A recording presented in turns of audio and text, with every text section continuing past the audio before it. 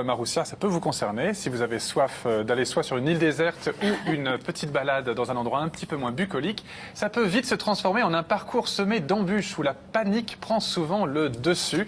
Alors, pour apprendre à se débrouiller en pleine nature, des adeptes et des passionnés de la survie proposent des stages. Camille Leclerc, notre journaliste, est devenu apprenti Robinson le temps d'une journée en bord de mer. La côte sauvage du Finistère. Cadre idyllique pour un stage de survie. Et aujourd'hui, c'est Olivier notre guide. Alors Olivier, c'est vous l'aventurier professionnel ici. C'est quoi l'objectif de la journée? Le but, ce sera les gestes de premier secours, la pêche et le feu. C'est 3 choses importantes du stage. 8 baroudeurs en marche vers la débrouillardise. La journée commence par une simulation d'accident encadrée par 2 pompiers volontaires. Ils sont là-bas, ils nous attendent. Une cheville foulée. C'est à moi de soulager notre blessé avec les moyens du bord. T'as mal, ok, t'as mal. Ah oui, j'ai mal.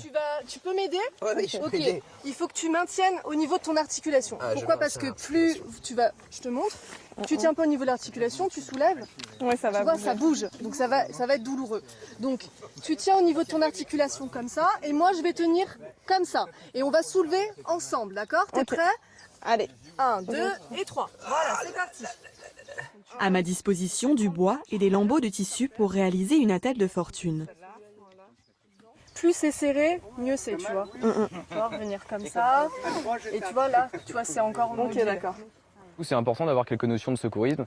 On n'en a pas assez. Les gens en général ne sont pas assez formés. Et là, du coup, nous, on essaye avec cette formation, cette sensibilisation, de vous sensibiliser à aller peut-être plus loin. Allez, en avant.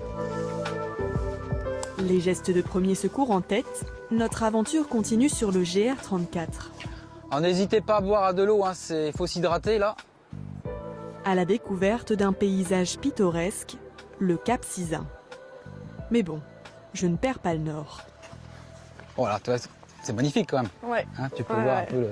Bon, mais quand même, après toute cette marche, là, il se fait un peu faim. Hein. Tu me proposes quoi, Olivier? Ouais. Eh ben, écoute, je vais te proposer, on va descendre au ras de l'eau et on va se mettre un petit peu à pêcher à l'ancienne, comme les anciens, et on va essayer de trouver notre pitance pour midi. Allez, faut se lancer. Ah non, non, je l'ai eu. Ouais. Découper un crabe vivant pour s'en servir comme appât, c'est pas facile. Et encore, le plus dur reste à faire. Un bon pêcheur doit être patient, pas de quoi décourager mes compagnons de route.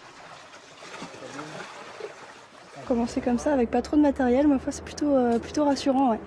Donc bon après il faudrait que ça prenne, mais c'est marrant. On se prend au jeu, on attend. Moi dans mon sac, j'ai rien dit à personne, mais j'ai les madeleines au chocolat dans le sac, si des fois il n'y a pas de poisson. Donc, Si ça mord pas, ben, on s'accommodera et on mangera l'herbe.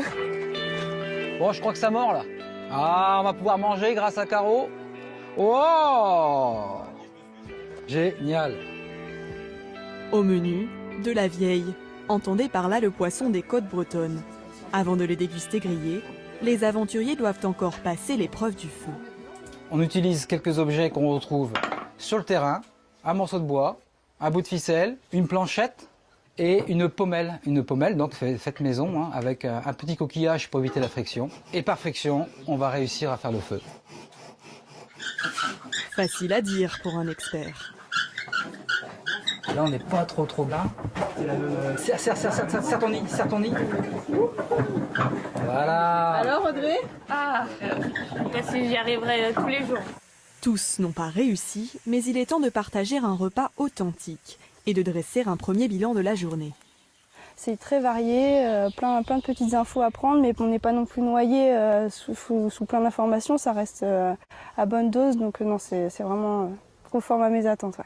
À travers ce stage, c'était un petit peu le but de venir au-delà de l'aspect survie, se dire on peut se débrouiller avec des petites choses qui sont à droite à gauche et voilà.